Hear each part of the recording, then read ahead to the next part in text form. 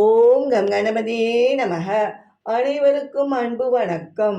இதுவரை நீங்கள் என் சேனலை சப்ஸ்கிரைப் செய்யவில்லை என்றால் உடனே சப்ஸ்கிரைப் செய்து கொள்ளுங்கள்.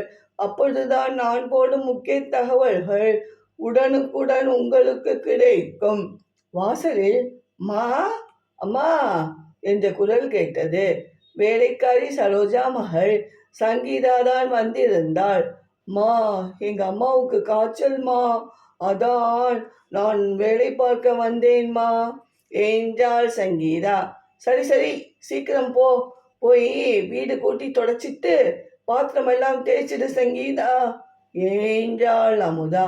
சரிங்கம்மா என்ற சங்கீதா வேலை முடித்து விட்டு வந்தாள்.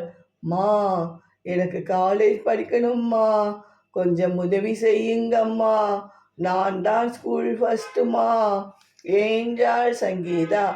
அது சரி, நீ படிக்க போயிட்டா இப்படி உங்க அம்மா வராத சமயம் இங்கே யார் வந்து வேலை செய்வா? அதெல்லாம் ஒன்றும் வேண்டாம் போ என்றாள் அமுதா. இதை கேட்டுக்கொண்டே வந்தாள் அமுதாவின் கணவர் அருண்.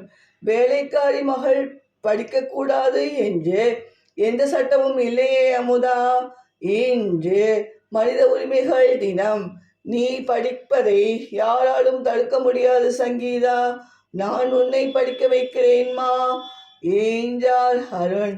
ரொம்ப தேங்க்ஸ் சார் என்றாள் சங்கீதா. நன்றி, வணக்கம்.